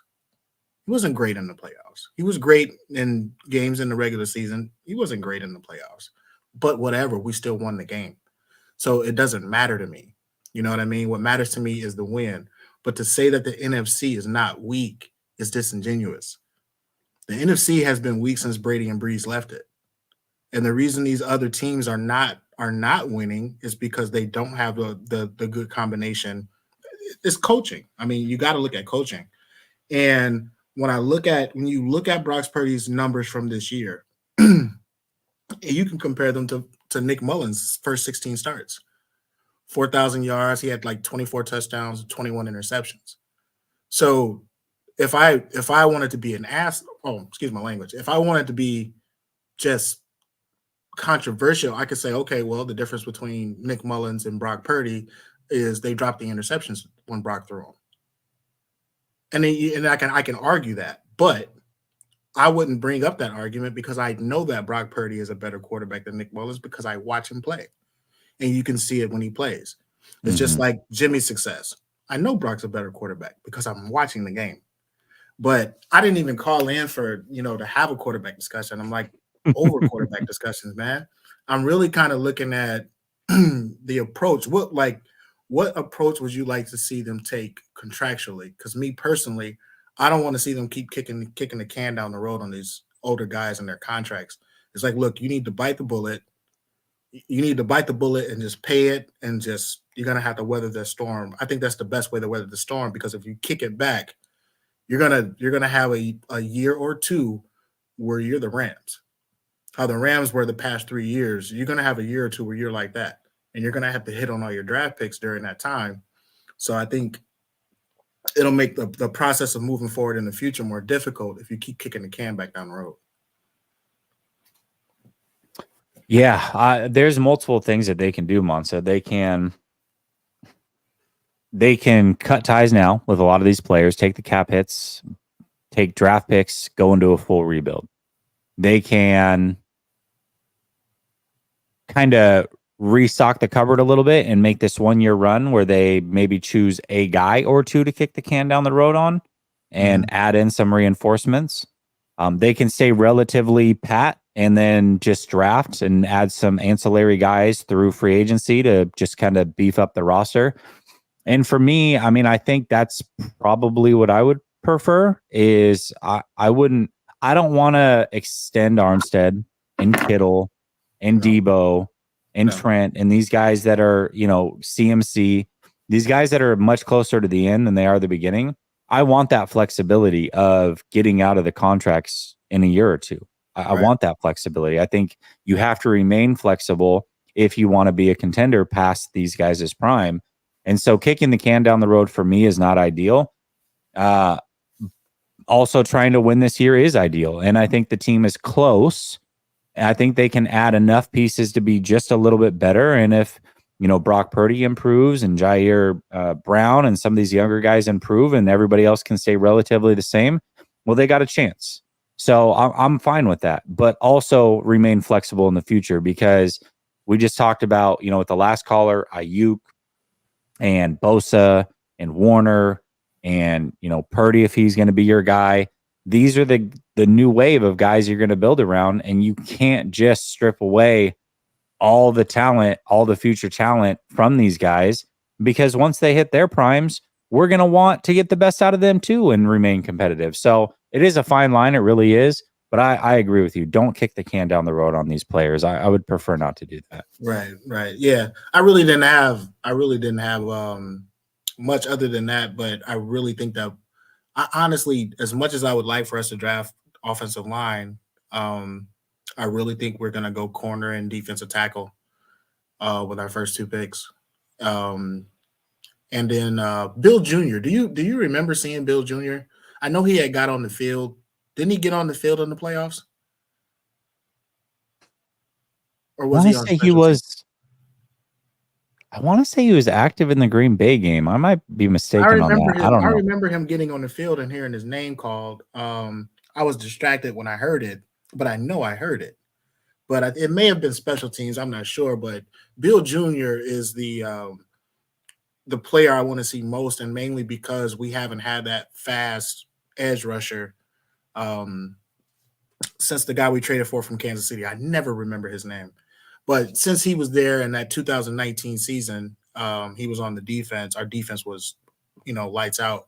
But as far as trading Ayuk, anybody considering You're talking about when Ford was here in 2019? Ford, yes. Ford? I think Bill can play that edge role like Ford on passing downs. I'm not sure if he's going to be good enough for run downs. I don't think he has enough body mass, but I think he can get after the quarterback on third down.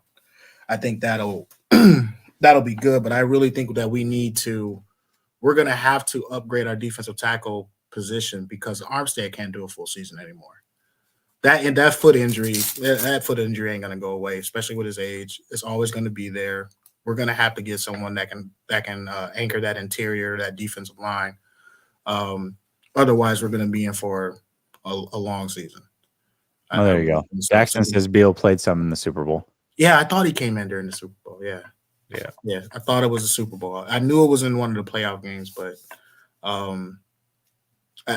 want to see what he looks like, after our offseason of weight training and see what he looks like when he comes in the offseason next year. So I think that'll stop us from going after edge players. But I mean, our edge depth showed his teeth. Losing all those players on the that play defense on the edge, that hurt us. And in order for us to make a playoff run, we're gonna have to improve that defense because we just got to be honest, we fall on our defense, and it's the same reason why the defense is always blamed when we lose. We fall back on our defense. So I think we just have to accept the fact that we're a defensive team and we're going to draft defense, and it's not going to be. I think they'll use a third rounder on the offensive line. I just think they're going to go D-line and corner in the first 2 picks. I'd be a little disappointed if that's what they did. Really? Yeah, man. They need, unless they go sign, like I was talking with Grant, we're talking about ex-49ers that you could bring back. Like if they brought back like a Trent Brown or something, okay, I'd feel a little bit better about that.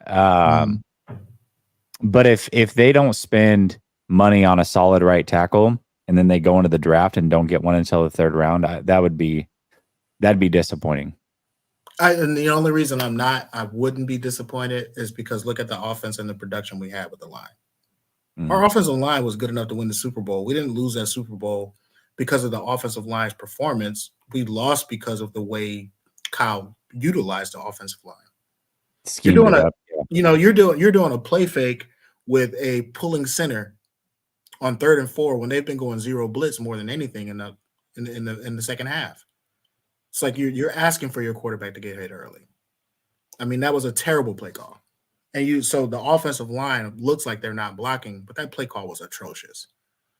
Considering, the situation and what we were dealing with, they knew we weren't going to run that ball. So he does a play fake and has a running back going to the left. He's got the center pulling to the left, and you're leaving your right guard and your right tackle. You're leaving them. You asked for them you asked for that, and you got just what you asked for. You got just what you asked for. So I honestly just I don't see them putting. And and then the toughest part about that is you got to eventually replace Williams.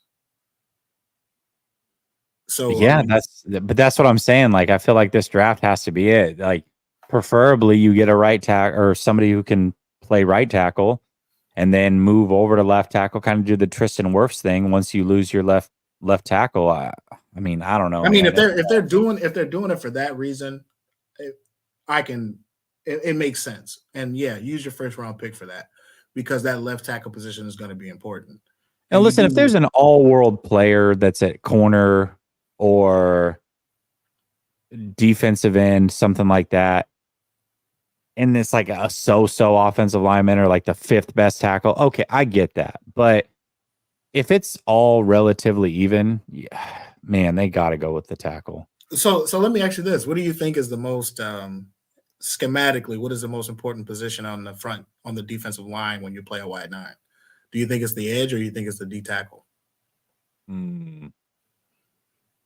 God, that's tough because they're both so important, right? Like, gap integrity is so important. It depends. If you're playing a mobile quarterback, then it's the edge. If you're not, then it's going to be the tackle. I think it's the tackle either way. Okay. Because and I mainly say that because if you have a defensive tackle that demands a double, your edge gets a one-on-one. Otherwise, they have to scheme to, apply additional blocking to your edge rusher. But after losing Buckner, it's just been glaring to me. I think it's defensive tackle because there's a huge difference. Because I know his nickname is the Gravedigger, but they blocked him with two players. He didn't get a lot of one-on-one matchups.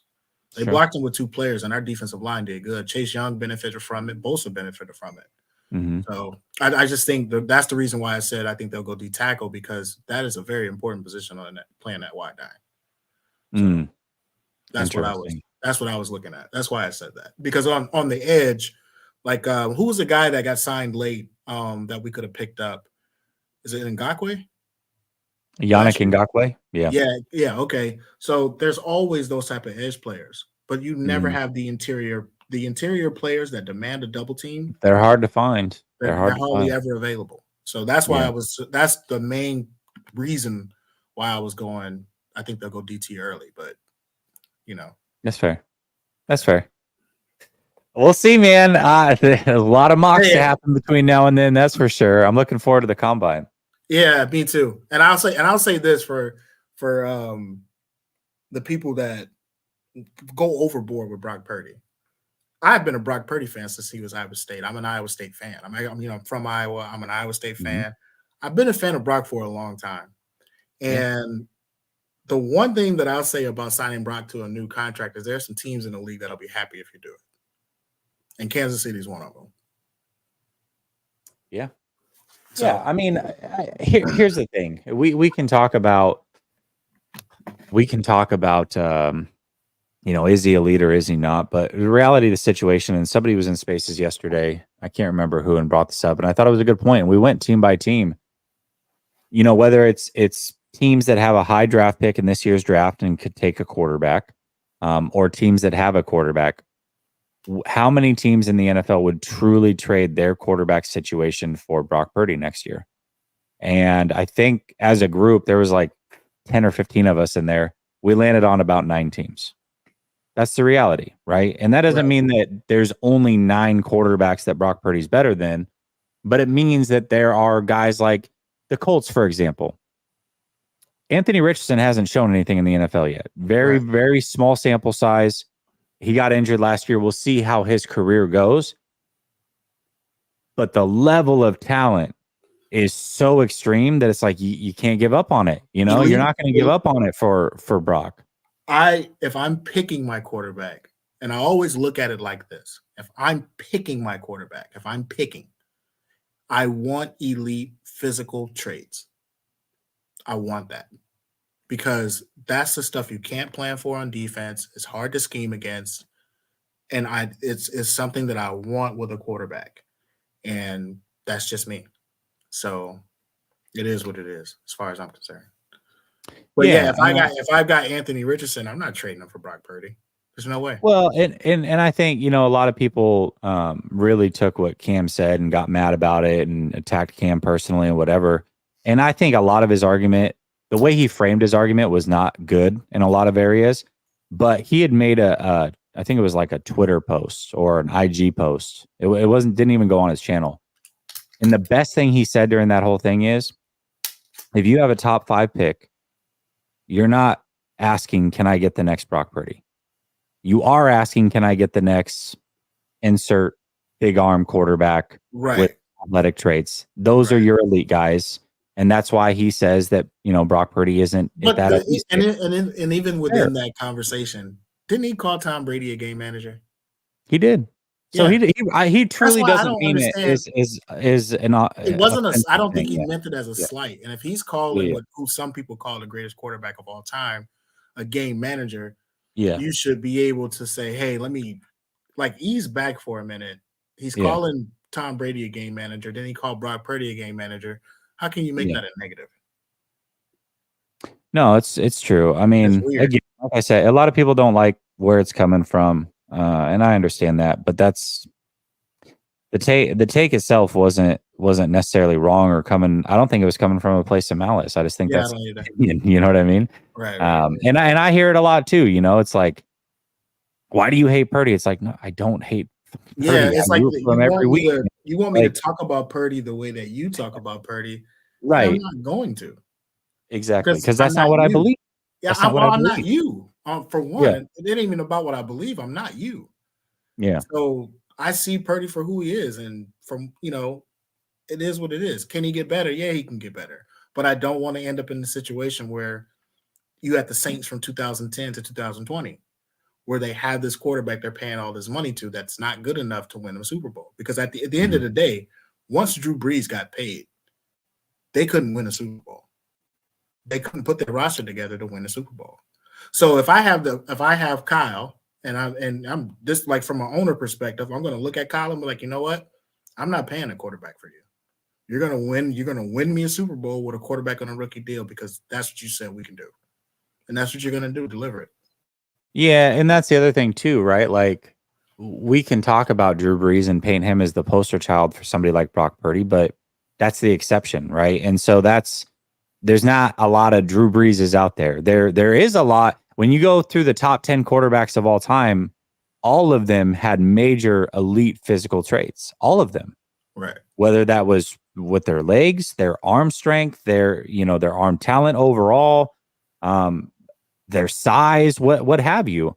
And so that's really where it's at. And that's why you say, hey, if I'm choosing a guy in a draft, I'm going to go with the traits guy, because history says that traits guy is ultimately your best chance to have the elite guy. Like that's just the history. If you don't have the traits, you have to have elite ball placement, not accuracy, ball placement. What made Joe Montana great was his ball placement was like second to none. But even like Tom Brady, right? People are like, well, he's picked so late, and he was 6'4" and had a cannon for an arm. Yeah. And anybody that can't see that and put that together is like, dude, yes, he was drafted late. And that's where the comparisons end. And he still got carried in his first 3 Super Bowls. And he also was an elite processor. Let's not. So an elite processor with 6'4" and a cannon arm. Like, I don't know what to tell you. Right. So, anyways, all right, man. Good call. I appreciate it. Always a pleasure, man. All right, bye. Brother Bob says, Nails, what did you read or hear about Kyle? It's stuff that's out there. It's not like a secret or anything. We just went digging as far as like articles when he was leaving Washington, when he was leaving Atlanta, when he took the head coaching job here, when he first became an offensive coordinator. We're going to talk about it all on Monday. There's just a lot of things that were kind of eye-opening as to who Kyle has kind of always been. And it's not new to who he is here in San Francisco. And some of it is what makes him a very good coach. And some of it is concerning as to, hey, these are things that we think holds him back from potentially winning a Super Bowl. And those things have always been in place. So I don't know that they're going to change. Ryan says, better McGlinchey or McKivitz? McGlinchey's slightly better, but McKivitz is way cheaper. So give me McKivitz, I guess.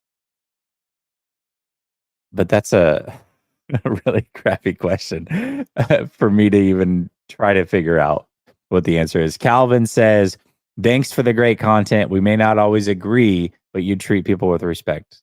Thank you, Calvin. And I appreciate that. And I guess that's what frustrates me most. It's like, I'm not going to back off my opinions. And if you ask my opinions, I'll be very forthright in them. I don't mind being wrong, but it's what I believe. But one thing that I have never done is personally disrespected Brock Purdy or guys that I don't think are elite. And so that's when you say, oh, you're a hater. No, hating is like that's like there's a personal level to hatred. That's a real strong word, or being a hater. It means you're jealous of somebody, or you genuinely don't like them as a person. And my thoughts on Brock Purdy are neither of those things. I've said many times that I admire him and who he is as a person and his faith. You know, people that follow this channel know that I believe in Jesus Christ. That's my Lord and Savior. So I really resonate with Brock Purdy on that, and I respect it, and I love it. And I love it when he's on the podium and he talks about those things. On a personal level, I really do rock with Brock Purdy. I liked him 2 years before he was drafted. You know, I'm not going to just talk about a guy glowingly on Twitter and on this channel 2 years prior to him being drafted if I don't like him. But I draw the line at calling him elite, and I'm just not there with him. And maybe I will be. I could be completely wrong. And if I am, that's awesome, because I do like Brock Purdy and I like rooting for him. I just don't think I am, at least not yet. So that's where I'm at with it. But there's no malice on my part. There's no rooting against Brock Purdy. There's no disliking him as a human being. And those things are hate or being a hater. That's not where my heart's at with it. It is strictly a football opinion. There is no emotion in it. And that's what it is. So I just don't like being called a hater, because I think that hater is deeper. There's something behind it.